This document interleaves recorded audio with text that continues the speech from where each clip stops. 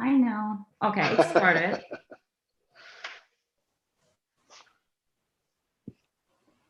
It's preparing. Great.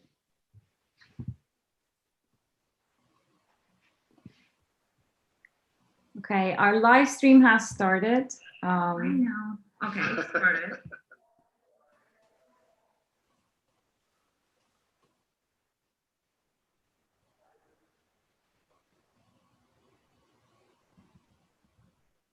But then she muted. Was that Nur, were you telling us to get started? No, I said we'll start in a minute. Our live stream has started. And there's a delay.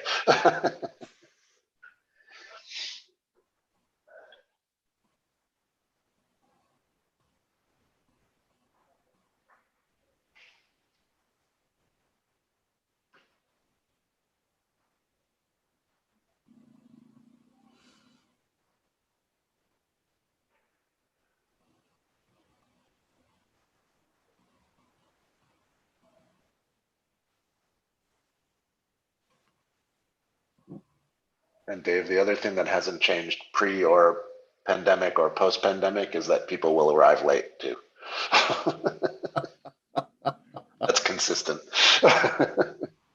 Yeah, so we will give our guests a few more minutes to gather and then join our Zoom YouTube call as well. Thank you for organizing all this from all these things, Nur.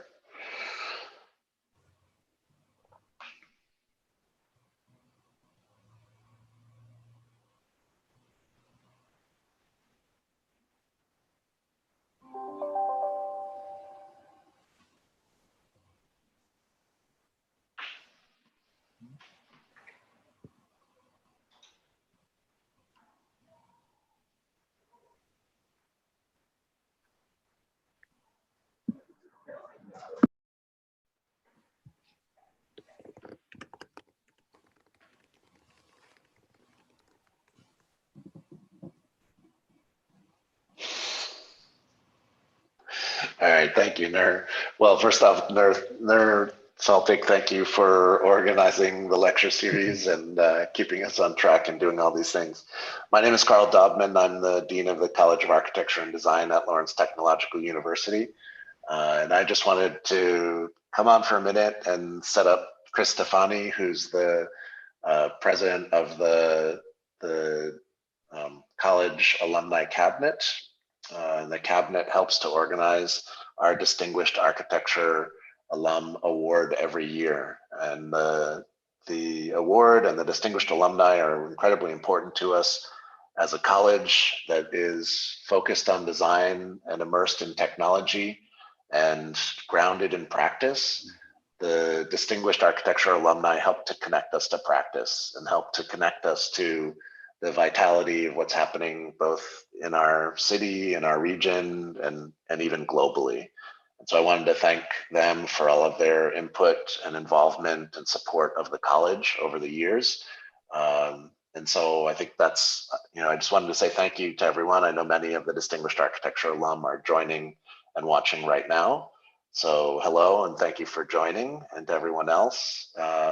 Welcome to our annual Distinguished Architecture Alumni presentation. So I'll turn it over to Chris. Thanks, Carl. Like Carl had said, my name is Christopher Stefani, and I am the current sitting chair of the College of Architecture and Design's alumni cabinet. And I could not be more excited to be here today to introduce David Richards, this year's recipient of our Distinguished Architecture Alumni Award. So Dave graduated from LTU with a Bachelor's of Science in Architecture and continued to gain his master's at the University of Michigan.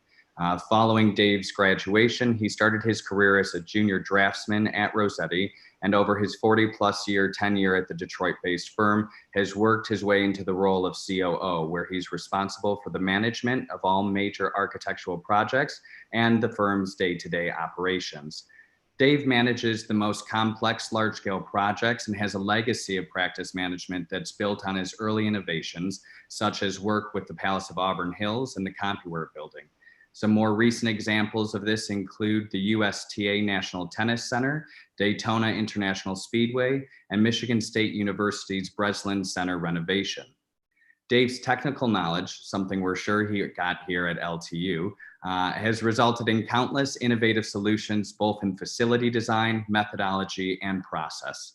Examples of this can be seen through Dave's work with the City of Detroit, where he streamlined the entitlement process, condensing the time frame down from 36 months to 3, as well as his work as part of the design team that unlocked the puzzle of installing a retractable roof over the Arthur Ashe Stadium at the US Open. In 2016, Dave Richards was elected to the College of Fellows by the American Institute of Architects for his practice management expertise. This same year, he also served as the chair for the Practice Management Knowledge Committee and has been the chair of the AIA Best Practices Committee for the past 4 years. Today, Richard shares his extensive knowledge about architectural practice and management to others in the field in order to help their firms be profitable and successful. He is an instructor as part of AIAU, where his lessons highlight operations and practice management, and he is also a contributing author of the Architect's Handbook of Professional Practice, 15th edition. I could continue to list the many, many accomplishments that David Richards has earned and that has earned Richards recognition locally, nationally, and internationally, but I think it would be better for us all to hear this from the man firsthand. If everyone could please join me in welcoming Dave Richards, LTU College of Architecture and Design's 2020 Distinguished Architect Alumni Award recipient.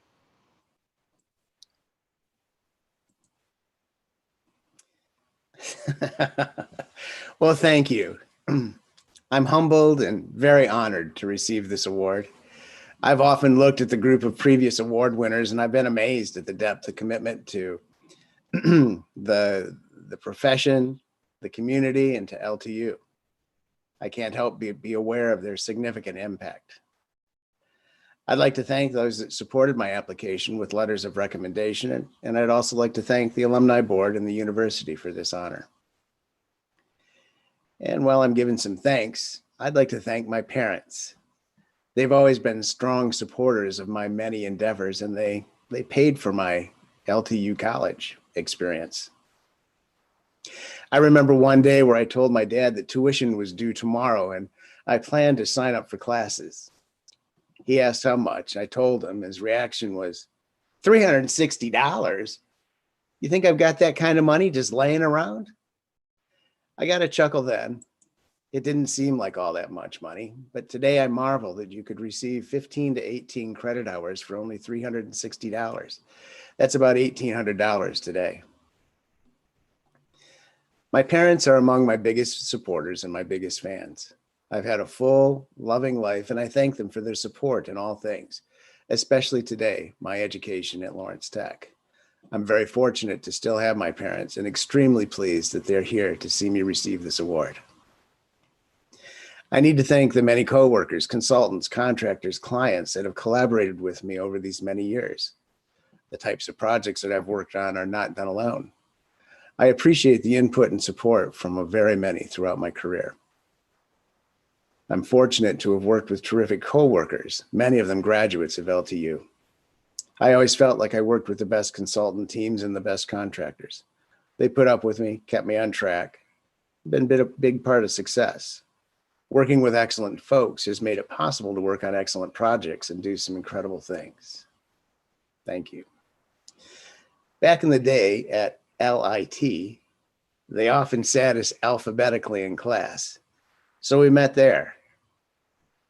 RSTU, Richards, Ross, Sedek, Spala, Suva, Tanti, Urbanowitz.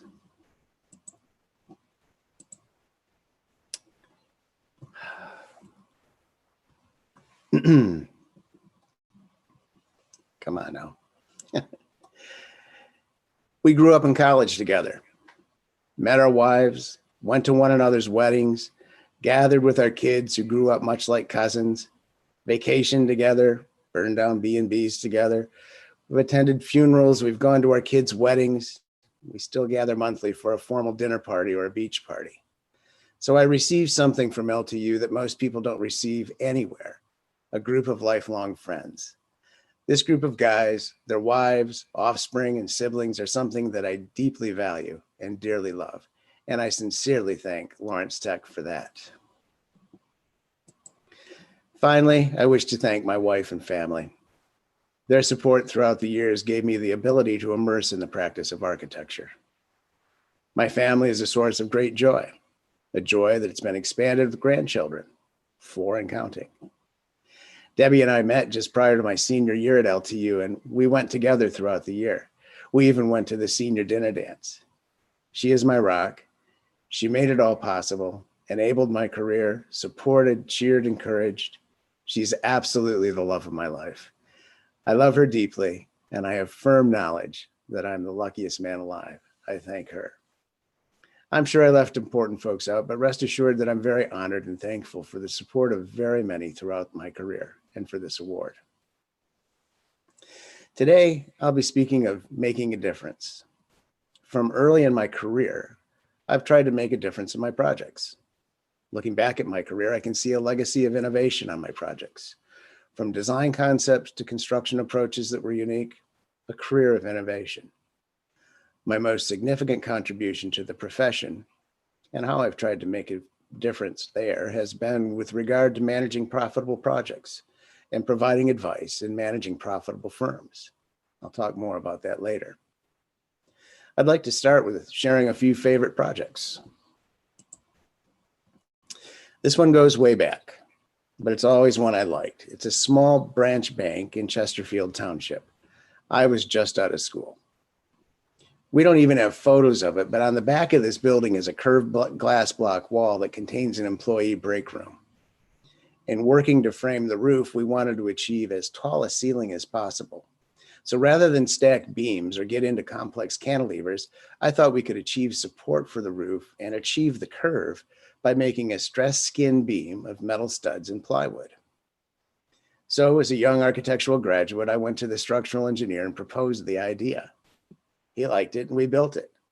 In the process, I gained the respect of the engineer and we had a long collaboration working together to design and deliver buildings.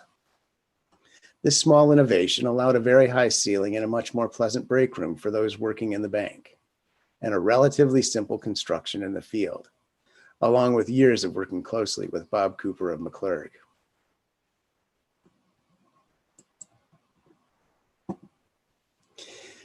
This building, the EDS Eastern Regional Center in Cap Hill, Pennsylvania, was always a favorite of mine, and it won a lot of awards. It's a delightful little building. It's situated on a ridge, and you can see the square plan, and where the diagonal corners of the square were set at the ridge line, and the undulating glass block mirrored the tree line at the top of the ridge. The glass block wall is about 2 stories tall, and ledge angles were required by the glass block folks. We learned that the glass block could be loaded for 2 stories and carry its own weight, but that the ledge angle assembly was needed for lateral support. But we couldn't live with ledge angles. So I innovated a series of lateral support buttons to eliminate the need for support angle. They were very subtle and can't really be seen in the photos. I'm trying to point one out here, sorry. There's one right there. But that was the whole point. You couldn't really see them.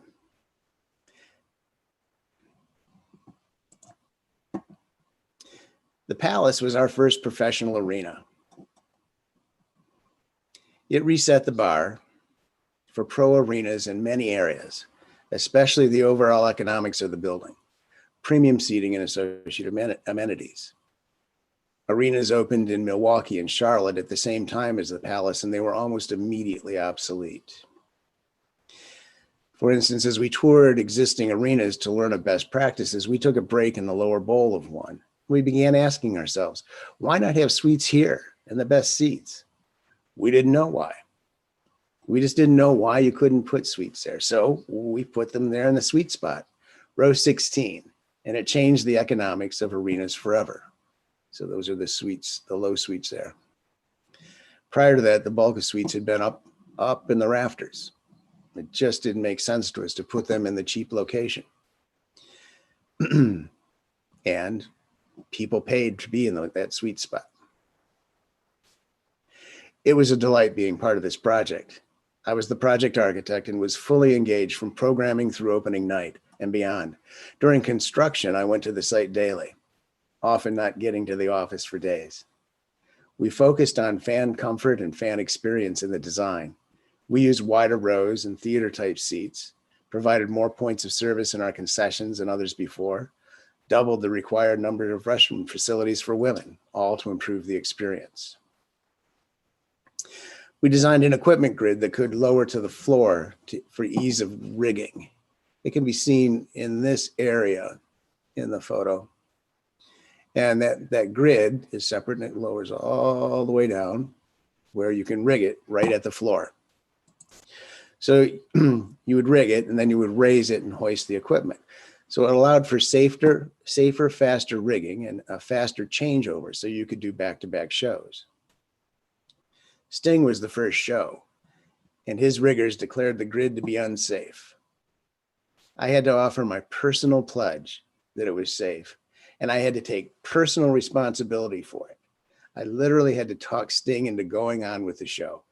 I offered to stand beside him on stage during the concert. I knew some of the words. That wasn't accepted, but the show went on.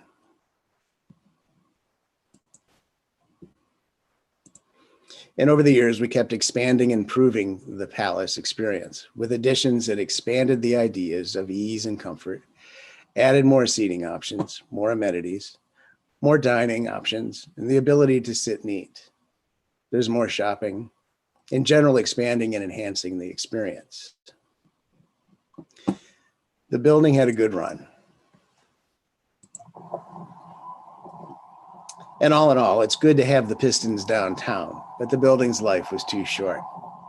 It was fun to have been an instrumental part of a building that was highly regarded in the arena industry, a building that received many awards and was such an important part of people's lives. So many people would share with me the good times they had there and the wonderful sports and concert experiences they shared. But this is a first for me. A sad day. I included it because it was so unique in my experience and because I was there at the beginning and the end. If you can hear the cheering, I don't know, prior to this, they tried to implode the Silver Dome and it didn't fall. So the demolition folks were quite happy with the success of that effort.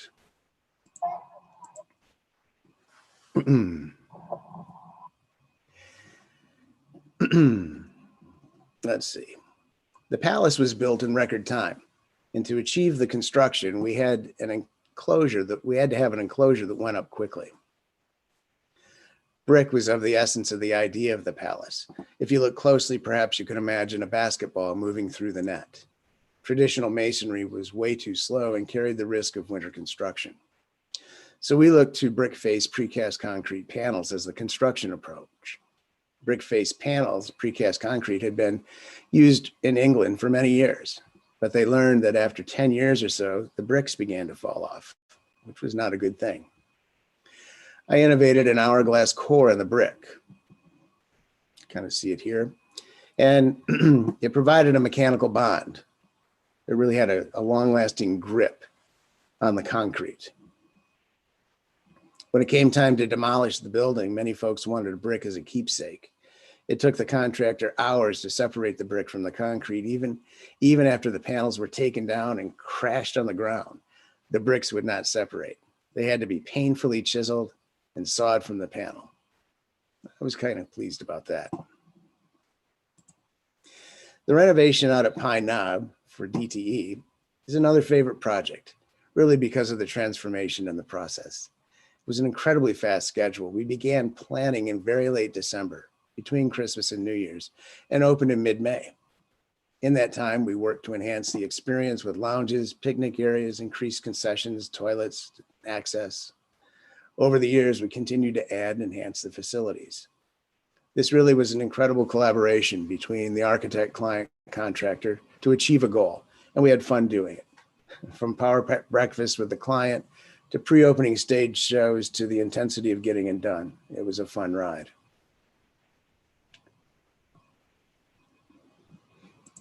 The USTA National Tennis Center was the firm's largest project to date. I transitioned from the project architect role to the project manager role, in my mind, the lead architect on this project. The project took most of the 90s, but when it opened, the New York Times architectural critic called it the most significant public space in New York City since Lincoln Center. And we felt that was surprisingly high praise in New York for an out-of-town architect. The project included the 23,000 seat Ash Stadium, the big stadium, the renovation and downsizing of the grandstand and the Armstrong stadiums. Overall, there are 16 performance courts with varying amounts of seating, practice courts, food court, specialty retail, and what seemed like enough TV broadcast capability to support an NFL game day. 16 courts with multi-camera TV broadcast capability linked to multiple domestic studios and a wide array of international studios. It's an enormous amount of cabling infrastructure. At the time, I really found that working in New York City was different than it is here. All those cables were gathered and moved through Ash Stadium on cable trays. As opening approached and the cables were put in the trays, the CMU walls began to curl. You probably can't see it, but from the top, they curled down. Try this, kind of like that. So from the top, they were curling, which is not a good thing in a masonry wall. We'd anticipated the load and made the structural preparations to support the load, but the walls were failing. After investigation, it became clear that the mason, this is a contractor whose current name was their original name spelled backwards. It's always not a good thing. But it became clear that that mason only put the grout in the reinforced cells when the structural inspector was there.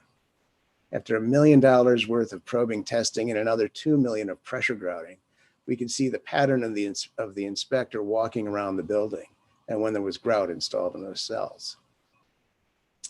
I suppose I should talk about the extension of the Beaux-Arts plan, the axial relationship of the Unisphere to Ash, that really connects the National Tennis Center to the city and the city to the National Tennis Center, and can be seen in the movie Men in Black. I should talk about the use of the steel trees to support the upper bowl as an expression of tennis in the park. But there are a lot of odd stories from New York.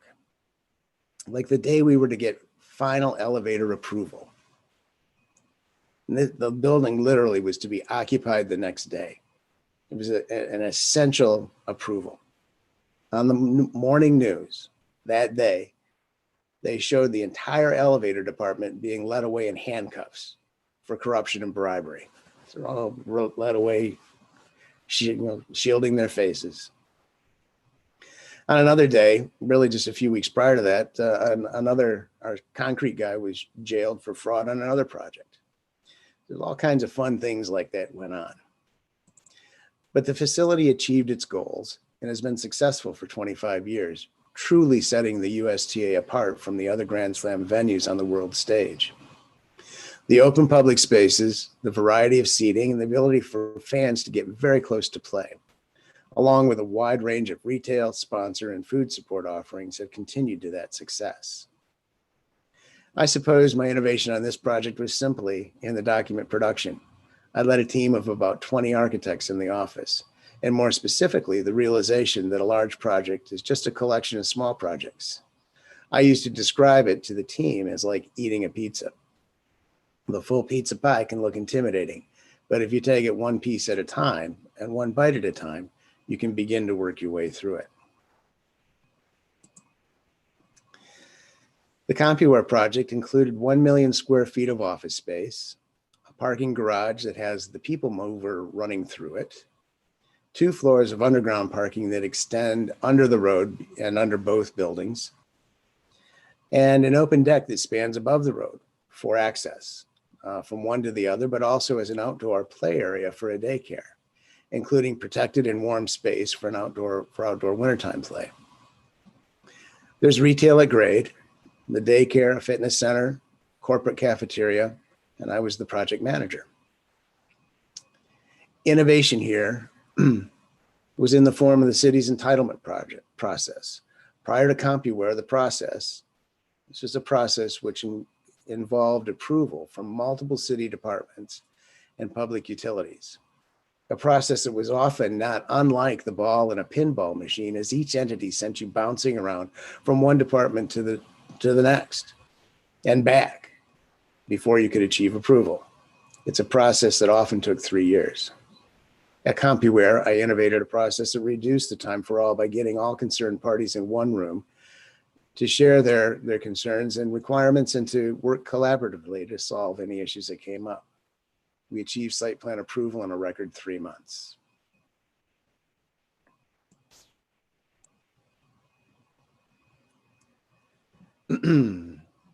Kennesaw State University. This is a 5,000 seat soccer stadium for women's soccer, both college and pro.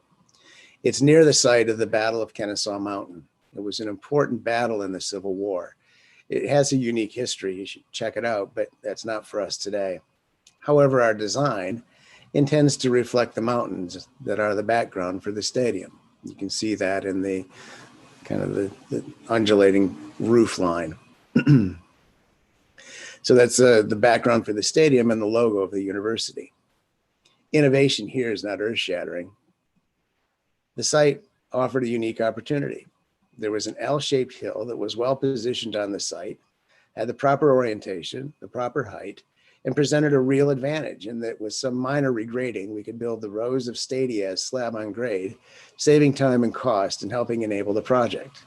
The total project included a number of activity fields for the university, and I was able to develop a gating scenario that allowed the use of toilets and concessions by the activity field users while keeping the stadium secure. So effectively, all these lower stands, all through here, you see them there again, are all built slab on grade. And again, it just made it a very quick thing. It's a delightful building. You walk in at the upper level from grade around the building at the top of that hill, overlooking the pitch. And it's a delightful setting.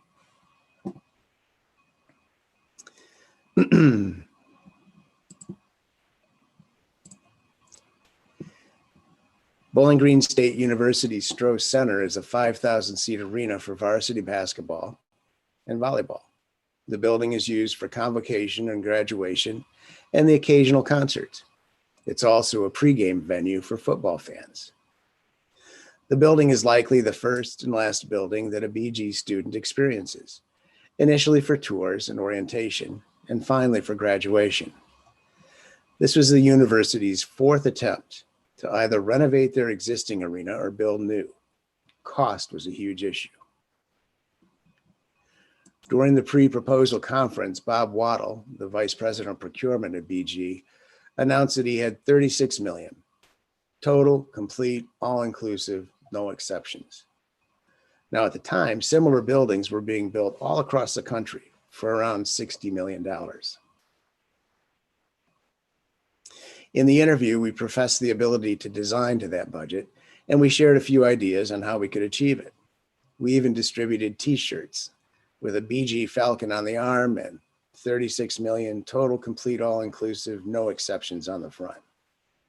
We won the project, and I developed a process that was very much cost-focused. In our initial programming meeting, we went in with a nearly complete program, a program that included a conceptual cost for each room, and we were on budget. In that meeting, when the athletic director added a practice court, which is about $1 million add, we worked together to bring the building back to budget. There was give and take. We reduced anticipated level of finishes in some areas and eliminated others, but we got back to budget.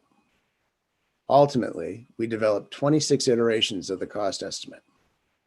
Each time the cost crept over budget, we proposed a range of things we could do to get back, and the folks at BG worked with us to adjust and maintain the budget. The project was delivered just under budget, and at the opening, Bob Waddle finally opened his t-shirt. This focus on a client's concern led to a successful project. The Compton Family Ice Center at the University of Notre Dame is a 5,000 seat hockey arena with a second sheet of ice that's Olympic size for practice, community, and intramural events like broomball. The project was one of our first true design build projects. Here again, the university had tried a couple of times to make the project happen, but costs got in the way. Our design build submittal was selected and implemented, a process that featured open communication and close collaboration with the CM and the client led to its successful implementation. The Chester Stadium for the Philadelphia Union is an 18,000 seat soccer stadium. It's located on the banks of the Delaware River and adjacent to the Commodore Barry Bridge. I designed the stadium to allow various trades to work safely, simultaneously, by keeping the steel separated from the masonry buildings under the stand. While the steel was being erected at one end, the masonry was being built at the other, and they kind of chased one another around the building. This resulted in an improved schedule and improved opening. Now we circle back to the National Tennis Center. Tennis is an outdoor sport, but it's also a sport with lots of on-site fans and a very strong TV audience. After the finals were rained out in 5 of 6 years, the USTA determined a need to be able to have the tournament continue even in bad weather. The USTA National Tennis Center is built in Flushing Meadows Corona Park in New York City. Flushing Meadows was the city's ash dump at the turn of the last century. So the soils there had about 50 feet of ash that was dumped on about 50 feet of varved silt, basically a swamp. So then about 100 feet down is a thin sand layer that will allow a tapered tip pile to fetch up. It was interesting to me that the varved silt is settling by compressing the moisture out of it in a uniform way, and the ash is compressing from the top down. The soil moves significantly at varying rates depending on the composition of the soils below ground. You can see mounds in the fields at the park. It's piles of the World's Fair buildings remaining stable while the ground settled. The original stadium was designed to support itself and nothing more, especially not a roof. Remember, tennis is an outdoor sport. Preparations for adding a roof were cost prohibitive and just not needed. To accommodate the moving soils, we developed hinge connections and joints in the original building to allow differential movement in and around the stadium. Eventually, the desire to offer play to fans on rainy days, along with the advantage of a guaranteed time for televised finals, led to the desire for a roof on the Ash Stadium.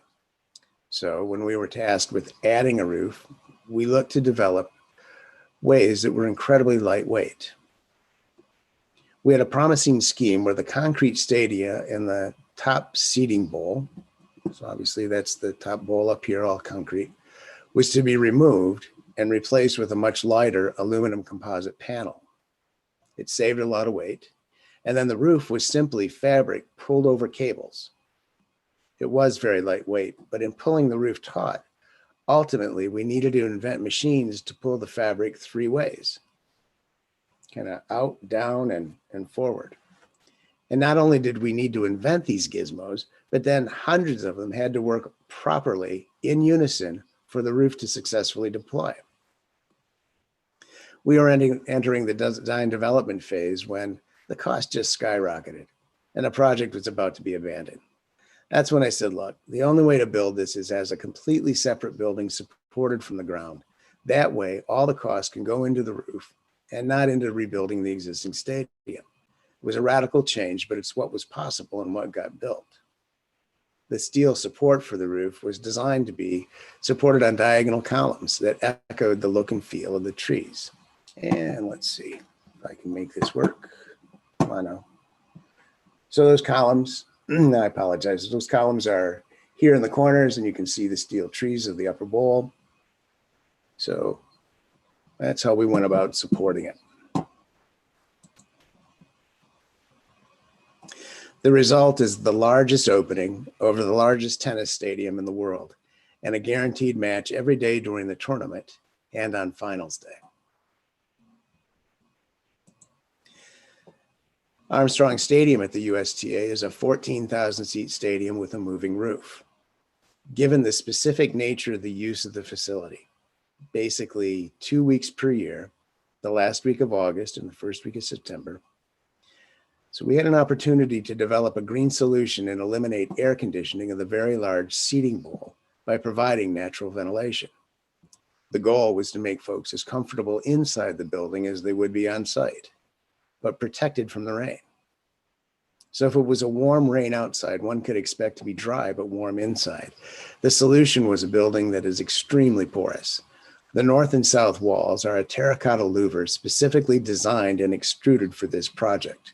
You see it pretty clearly in a number of the photos. The shape and size of the louver was refined in wind tunnel testing, and a notch was added to make accumulating rainwater drip from the louver blade to keep the rainwater from blowing into the stadium. In addition, the building is very open on the east and west to allow airflow, to allow air to flow freely through the building, and it's been very successful. So I'm switching gears here, kind of abruptly, without a transition. I feel that travel has significantly enhanced my perspective on the world. Travel has allowed me to experience some of the world's great architecture and to learn how people live in other parts of the world. Travel's been important in shaping my career, and it's made a difference for me. The thrill of seeing and experiencing the buildings we studied in history of architecture, even getting an idea of how they were built and how they've lasted so long. My wife, the one I love dearly, was thrilled to climb into the dome and onto the roof of many of Europe's finest cathedrals. Experiencing life in different parts of the world, learning how life is filled with simpler activities of daily life, how seafood an hour away in Italy is considered too far away to be fresh, experiencing the unique life at the Galapagos Islands, having lunch with a family in Peru where they serve guinea pig. It's how they do. Someone in the group announced it tasted like squirrel. And I thought, oh, good, 2 things off my list. From that to penguins that walked right up to you in the otherworldly Antarctica, they're all experiences that have expanded and shaped my view of the world and architecture. I've also worked to make a difference with my community work, whether pro bono work from the office, projects on my own, volunteer efforts, being on boards, or working with youth.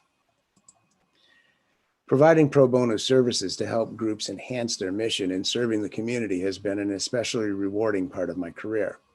I've worked with Lighthouse in Pontiac. I've worked with Scouts in developing a welcome center, also a dining hall, kitchen renovation. I've done master plans for their camps. I've worked with various churches and the Elkin County Boat Club. For several years, we worked with the youth at All Saints in Pontiac to bake fresh bread for inclusion in Lighthouse Thanksgiving baskets. We baked about 1,200 loaves per year on the weekend before Thanksgiving with the youth, while fasting and learning about world hunger. In total, we baked 9,111 loaves of bread, and the event carried on for many years after our involvement. I work to make a difference in the lives of Scouts, providing them the opportunity to lead their peers in the wilderness and to the tops of mountains. I worked with the St. Mary's crew to chronicle their efforts.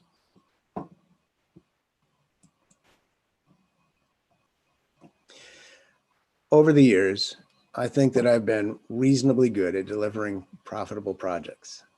My most significant contribution to the profession has been with regard to sharing my thoughts and experience on managing profitable projects, along with sharing advice in managing profitable firms. It's how I've tried to make a difference in the profession.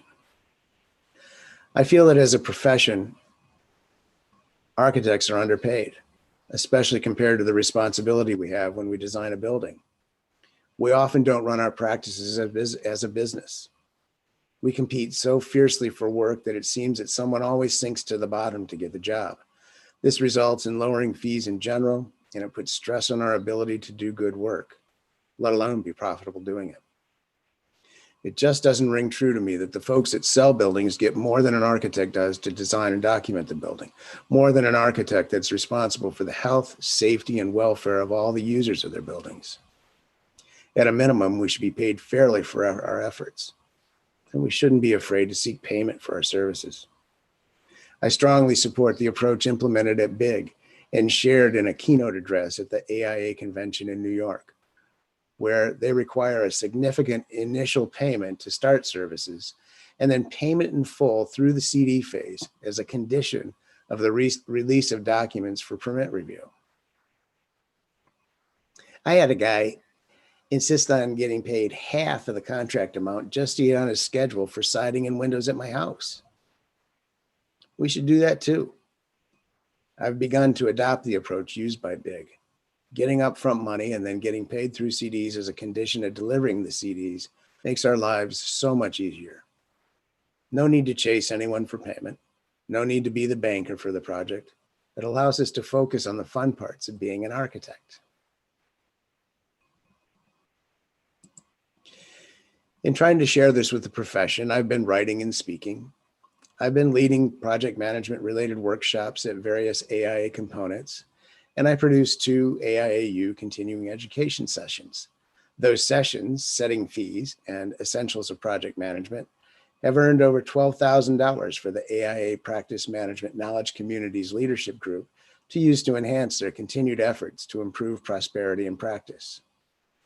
In Setting Fees, I talk about how often the value of the services we provide far exceeds the time it takes to deliver those services, and how this should influence the fee. Several years ago, I was going to have a wisdom tooth removed. As I sat in the chair, one dentist blocked out 4 hours and was wringing his hands about the difficulty of the extraction. He wanted $1,200 for the effort. Another said, "This is all I do. It could take about 5-10 minutes after you're numb, about 30-45 minutes total, and it'll cost $2,000. I paid $2,000. It was worth it to work with someone who had the experience and capability to do a great job with the least distress for me. And it's the same for architects. If we know more about a building type, we're more valuable. If we can deliver projects faster with little distress, we're more valuable, and we should get paid accordingly.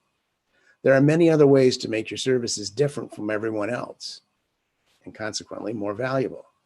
Whether it's special management, special delivery, perhaps knowing the design, knowing what goes in. Learn what your special differentiator is and discover the value it brings to the project. Sell value, not hours. Some of the writing I've done has included AIA best practices. For several years, I chaired the AIA Best Practice Committee. I was the editor of the Practice Management Digest, a quarterly publication delivered to over 15,000 architects. The digest presents multiple views on a single topic to give a well-rounded kind of presentation of the issues. I innovated a specialized approach to our project delivery at Rosetti. It allows a client to dream and then see the vision of their dream very early in the process. And along the way, I wrote a chapter on services and compensation in the Architect's Handbook of Professional Practice. Architects can be challenged to discuss fees and making money. The Department of Justice left many architects believing we couldn't talk about anything practice related, and that's just not the case. But I find many firms struggle with making a financial profit. Some struggle to know if they made a profit, and some just seem to enjoy the ride. There are about 19,500 firms represented in the AIA, and effectively about 19,500 reasons to practice architecture, and about that many different ways to practice architecture. Acknowledging the variety of practice, my focus has been on financial prosperity and financial success. In those workshops, as I speak of financial success, I've learned that it's important to acknowledge that there are many ways to prosper in practice, and many of those ways are not directly financial. Many architects achieve success, fulfillment, and prosper by improving the community through our work. Improving the lives of those in the communities we serve is an incredibly rewarding part of practice.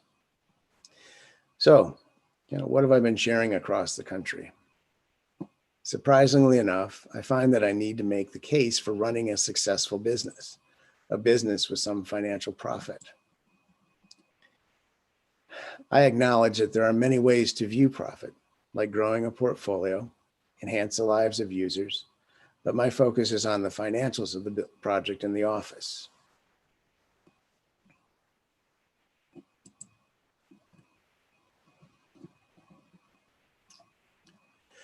I find that when we need discussion, then we need discussion about why a business needs to make a profit, which is primarily to remain competitive and to make work fun and easy. In my very simplified way of stating it, a PM is accountable for a happy client, a cool project, happy staff, and to make a little money. Sorry about that.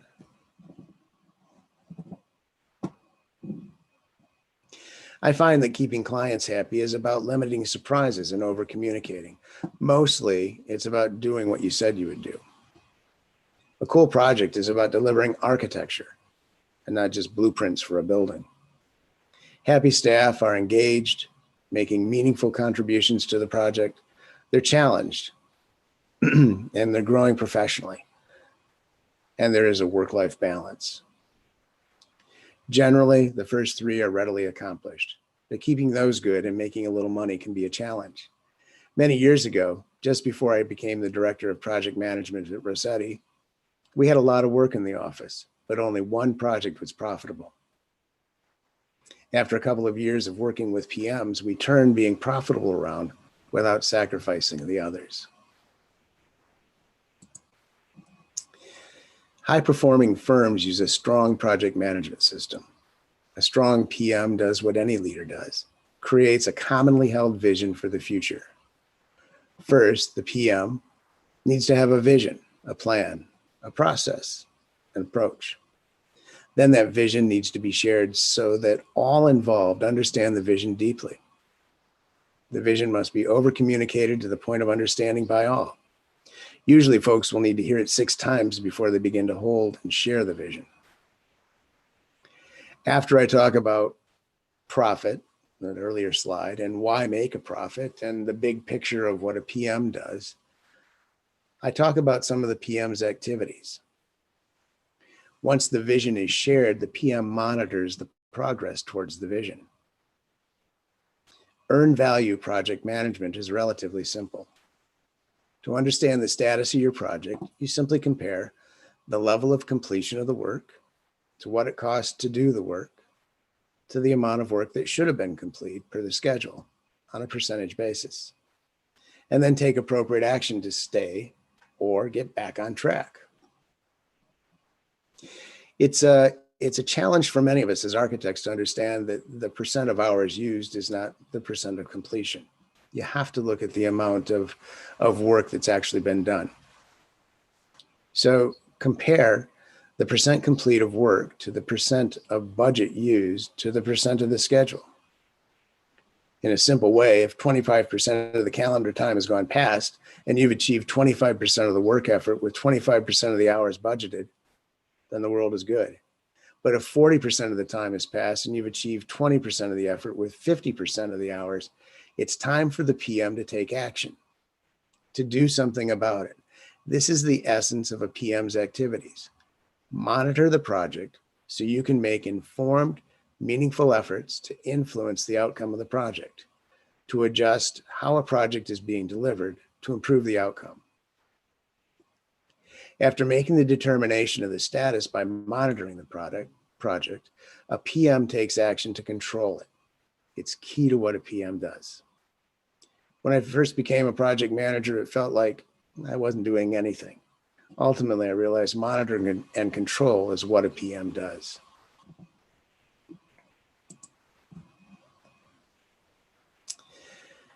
So I also talk about the keys to financial success in the office. I've touched on it earlier. Use a stipulated sum fee. Don't sell hours. Our services are often more valuable than the cost to deliver those services. Use contingencies. Set the profit aside from the beginning. Pay yourself first. Put it into a contingency that you plan to never spend. In another pile, plan for things to go wrong in another contingency, one that you do plan to spend. It allows you to smooth out things in the project and allow you to address issues as they come along, those unexpected issues. And use earned value project management. Highly successful firms use strong PMs that use earned value project management. I find that many architects are thirsty for this type of information.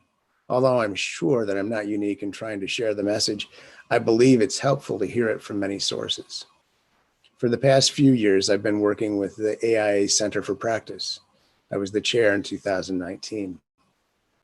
One focus of the group has been to make practice-related information readily available and easily obtainable, and concept all in one spot, with an excellent search engine to get you to the desired information quickly. The Architect's Handbook of Professional Practice is heading towards an electronic format that allows a wide range of media for presenting the information, along with links to expand the information. So, as an architect, make a conscious decision to go out and make a difference in the world right from the start. Throughout my career, I've tried to make a difference. Tried to make a difference in the projects, in the experiences and lives of those who use the buildings, in the process of delivering the projects, and how we work with clients. I've worked to make a difference. I've worked to make a difference in the community, helping groups enhance their mission, and working with youth to provide leadership opportunities and make a difference in the profession, encouraging prosperous practice. Make a difference with your architecture, improve life, enhance life, sustain the environment for everyone. Again, my sincere thanks for this award. Thank you. And I am available for questions.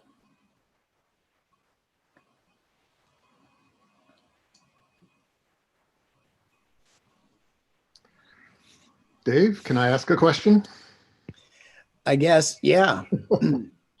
Hi, I don't know if you can see me on the screen of the sea of people, but this is Steve Rost. I'm a faculty member at Lawrence Tech in the college. And first of all, congratulations. I've been around almost 40 years in the college and know all of the distinguished alum, and the work that you showed today and the way you presented it was equal to all. So I'm very proud.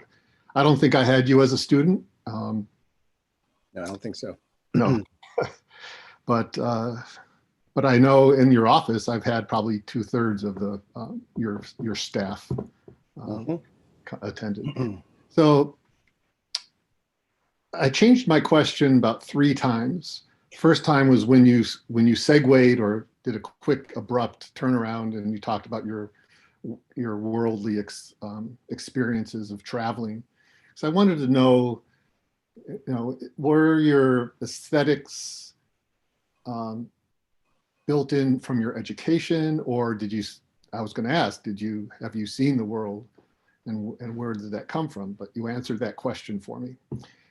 So I guess my question is going to be related to the last part of your presentation, and your buildings are beautiful. I've seen a lot of them up front and personal, and my area is art and design, and so the grace by which you've designed much of the work and from the all the examples you showed, and now you're and then you talked about being a project manager, and it seems like you've stepped away from all the aesthetic value of building, but been more in the practical part, the dollars and cents. So what do you do? How do you, when you're managing a project or a firm, how do you maintain that sense of commitment to form and beauty? Well, for me, and for, oh golly, I've probably been managing projects since the 90s, so 25, 30 years. For me, I view the project manager as the project leader. And oftentimes I've been the principal in charge and the project manager. And again, viewing that very much as the leader. So those buildings, none of them are done by any one person. There's a group of folks working. And as the leader, I'm always able to be working with, a lot of folks having those hands-on kind of, the day-to-day effort. But I believe that there's been significant influence along the way in all the projects. Mm-hmm. So I guess it's there. And it's also, increasingly it's occurred to me that I have a responsibility to the profession also, just to bring folks along and to coach and to help folks develop and actually to give them a chance to develop, an opportunity to develop and to grow professionally. And, that's mixed in with all of that. So, but there's dialogue along the way in coming to the solutions and the resolution of the buildings. Mm-hmm. Just a quick question. The Red Bull Stadium in New Jersey, in mm-hmm. Harrison, New Jersey, did that come before the US Open? Because it's similar technique, right? Stretched skin across not a roof style, but the wall styles. So with regard to the fabric roof, and in large part at Red Bull, it's a translucent type material to allow sunlight to get to the grass on the pitch. My recollection is that Red Bull came before the USTA. Okay. All right. Well, thank you. Yep.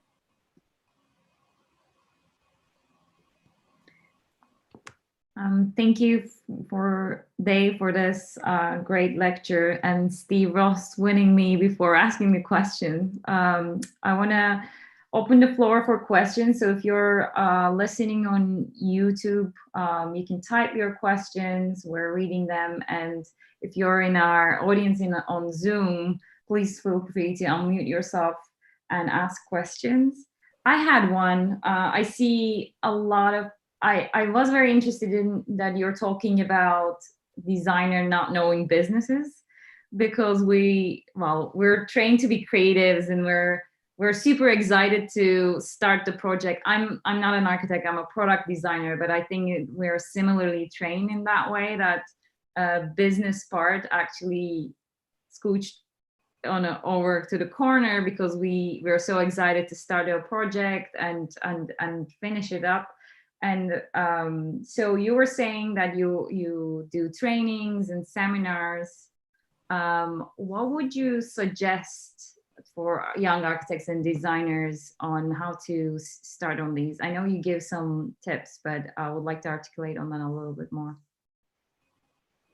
Well, I think that there is a wealth of information at the AIA website. Some of it, the various AIA University courses, they are kind of long. They're an hour long, and I think you have to pay for them. But I think that there's some good information there. I'm so anxious for the handbook to come into a new format. The handbook had incredible information in it. So I guess that what I'm getting to is that there's a lot of information available, and it's kind of easy to come to if you go look.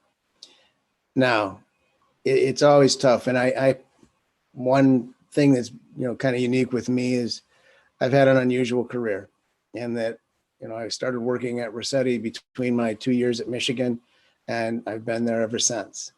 So I have never started a firm, and it's something that I don't have the expertise in the background to start coaching as much as I'd like to. But I know there are good folks out there that are talking about that.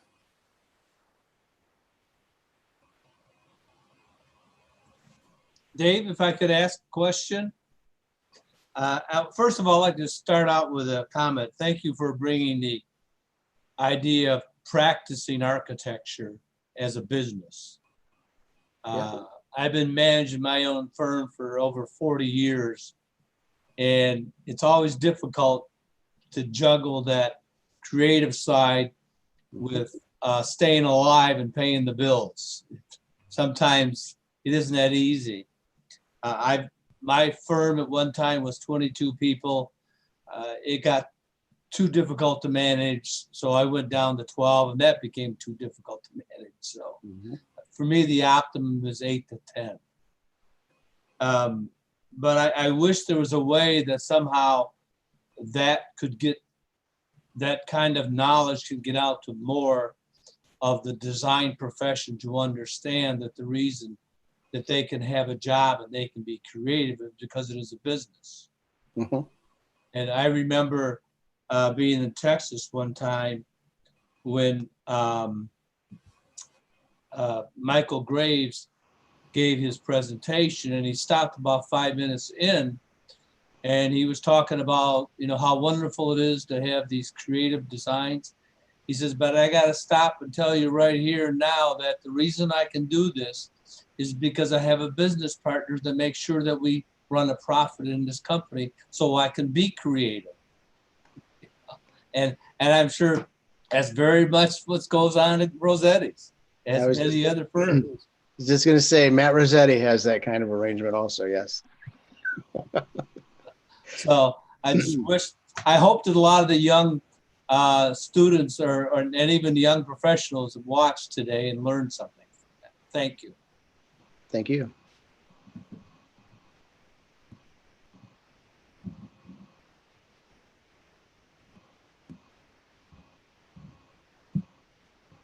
It was also interesting to see, well, as designers and architects, we're used to building things, and it's a proud moment to see your designs in use, especially when you, in case of yours, building stadiums.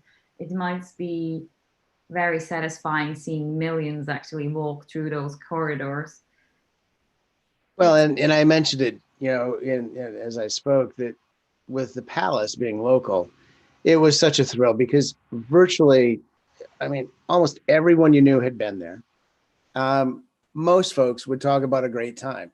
Others would tell you, you know, why they didn't like it, which was still, you know, is a great dialogue because, you know, it should, you know, doesn't please everybody all the time, you know, but it was an incredibly rewarding to have been a part of that and have, you know, had so many people had so many great memories of things that happened at the Palace. And you're right, the building types are fun. I did a lot of spec office buildings, and shockingly, they didn't make it in my presentation. They're fun buildings, and that was a great client we worked with, all that. But there's so much excitement about, you know, a stadium and all, and it's entertainment, and it, you know, people just it's just a lot of fun, and it's the people do really enjoy it. It's fun seeing that when you at the opening. It's also, when you talk about stadiums, it's experienced in a few different ways, like people experiencing the building while they're in there. Also, it's recorded on a TV, and they're seeing some more part of the building through the game. So it's interesting as an architect to, I imagine it will be interesting to actually plan that. Like you talk about that view of the ceiling, the roof of the gap on top of the tennis court. It was quite an amazing view. Probably the players see that a lot, and it gives a breathing moment for them. The architecture plays in it. But then there's a completely different viewer, which is in front of a TV, and then they see the whole crowd. So I wonder, like, if it's a different point of view to designing, and in a place like that, it is consumed in multi ways. Well, some things that come to mind. when we look at the bowl of the palace, it just has this feel of being a continuous bowl without vertical breaks. And it really made that building feel like if you were there in any seat, you were part of a whole thing, as opposed to physically separated vertically, say by class or something. I will note that Arthur Ashe Stadium, that opening is so large, it doesn't matter where you are in the building, you're part of that opening. I mean, you very much see it and feel it. And yet it also provided shade for folks, which was a tremendous opportunity there. So we've always focused way more on the comfort of the people using the building, trying to get to wider seats and wider rows and a more comfortable seat, all that, as opposed to, thinking about maybe exactly what does it look like on TV. That's in your mind some, but we've way more focused on the comfort of the users. Thank you. Is there any other questions?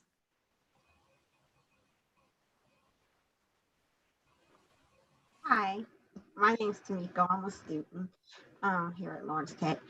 I may have missed this information, but I was wondering, why did they demo the palace? Because I thought it was a great building. I've been to many concerts and sports events there, and the view, I mean, to me, it was a good view no matter where you sat. I've sat in the bleachers, I've sat in the suites, I've sat on the floor, all around, and it was always a good view for me. So I didn't understand why they didn't continue to use it for like other youth concerts or other sports events. I mean, even if the Pistons did leave, I mean, it seemed like a waste. Well, I certainly felt that way also. I can only tell you basically what I've read in the papers. I don't have any particular inside knowledge, but in order to make LCA totally viable, they wanted to have both hockey and basketball in the building. That gets you, I don't know, 80 to 100 guaranteed nights per year. And it really does make the building more viable. It was also, so number one was that. And in the process, I believe they felt a need to reduce the competition from another building. And that's part of why the Palace was going to come out of being a pro type arena. They weren't going to have concerts. They weren't going to compete with LCA.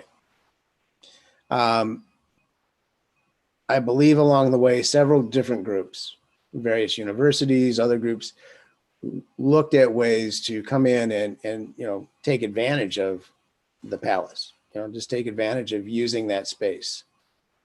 But it just wasn't right, in the long run for anybody. So ultimately the property became more valuable in another use. And that's the way it's headed. Thank you.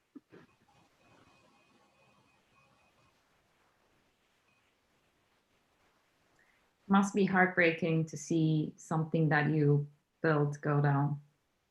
I hope you won't have it again, right? Hopefully, yeah. Yes, by the time it was actually being imploded, I was emotionally over it. So at least I think I was. As I watched that video, when you watch it closely, it looks like I'm standing on a boat because it's moving up and down. So I'm not sure how stable I was. We have the floor for one last question.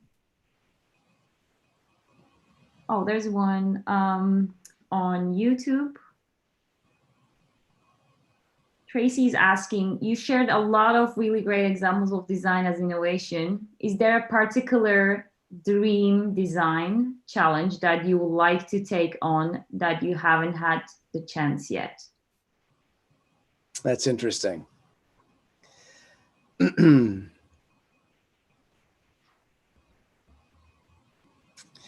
That's a fun one. You know,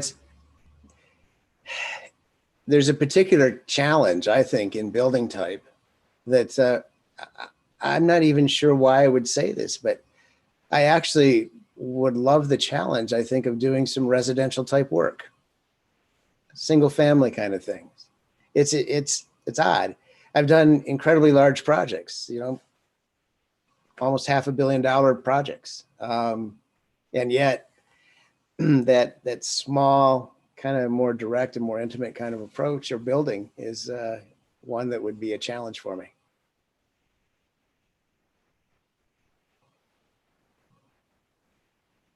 Were you always interested in big projects, like, or were you when you were studying?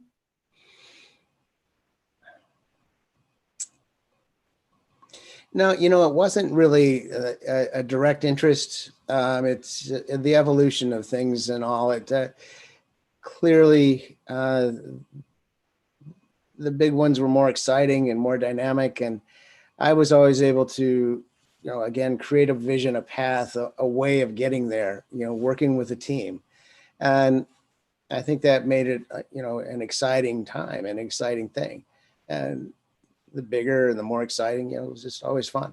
So it's something I was doing and was just enjoying very, very much. So. Yeah. Well, thank you very much, David Riches, for your time. It was a lovely presentation. Congratulations on your award. It was great to see you talk about your work. Thank you all so much. Thank you.